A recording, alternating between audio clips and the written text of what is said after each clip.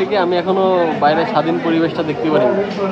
তো আমার কাছে এখনও পর্যন্ত সেরকম ফিল হয়নি। তবে হ্যাঁ, 5 তারিখে দুপুর 3টার সময় যখন আমরা আমাদের তো নেট ছিল না, ওই সময় পর্যন্ত বন্ধ ছিল, আমরা যখন শুনতে পারছি ভাই এখানে একটা উৎসবমুখর পরিবেশ তৈরি হয়েছে, সেই ফিলিংসটা ভাই অসাধারণ। এত ভালো ফিলিংস মনে হয় ঈদের দিনও আমরা উদযাপন করিনি এই কয়েক বছরে। ঠিক আছে, যতটা উৎসবমুখর পরিবেশ আমরা ওই সময় এখানকার সবাই ভাই আচ্ছা অসুস্থ অবস্থায় ভাই। আমার সামনে একটা ভাইয়া ছিল, উনি ঢাকা কলেজের স্টুডেন্ট, আপাতত ওই পাশের ইস্যু আছে, ওনার ক্রিটিক্যাল অবস্থা। ওনার কথা হ্যাঁ, তার একটু আগে ড্রেসিং করে দিয়ে গেছে যে ছেলেরা আমি দেখি যে ভাই ড্রেসিং করার পরে 2 ঘন্টা পর্যন্ত কাঁদে, সেই ছেলে পর্যন্ত ভাই হাসতেছে ভাই। ঠিক আছে, প্রাণ খুলে হাসতেছে, এতটা ভালো লাগছে আমাদের। তবে ভাইয়াটার অবস্থা অনেক ক্রিটিক্যাল, এখন জানি না ভাইয়ের কী দেখে অবস্থা। তাকে হয়তো বা যদি আমি চাই যে তার যদি আমাদের দেশে যদি ট্রিটমেন্ট না হয়, আমি চাই যে তার জন্য অন্তত বাইরে পাঠাই। বাঙালি কোনোদিন ঠিক হবে না ভাই, বুঝছেন।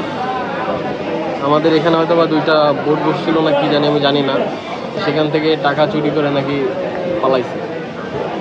আপনি কারে বিশ্বাস করবেন?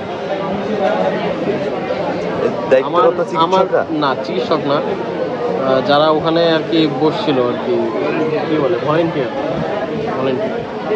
তারাই যদি টাকা চুরি করে পালায়, একজন নাকি 10 লাখ নিয়ে পালাইছে, শুনছি, জানি না।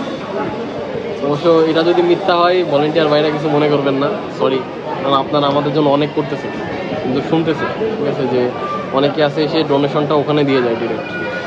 তো ভাইরা আবারও বলতেছি ভাই, কিছু মনে করেন না, ঠিক আছে, আপনাদের উদ্দেশ্য করে বলি না, কিন্তু 2-1টা লোকের জন্য সবার ইয়েটা নষ্ট হয়, রেপুটেশনটা নষ্ট হয়।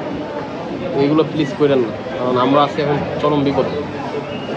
আমাদের দৈনন্দিন যে খরচটা আমরা ভাই টেনে পারতেছি না। আমার আব্বুর ধরেন 1 মাস ধরে দোকান বন্ধ, তার কোনো ইনকাম নেই, প্লাস আমি যে যতটুকু ইনকাম করতাম সেটাও বন্ধ, আমারও নেই।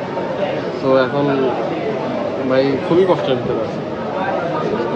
যতটুকু যা ডোনেশন পাচ্ছি বা দিচ্ছে, সেটাও যদি হাতছাড়া হয়ে যায় 2-1টা লোকের জন্য, এটা ভাই মেনে নেওয়া সম্ভব। হ্যাঁ।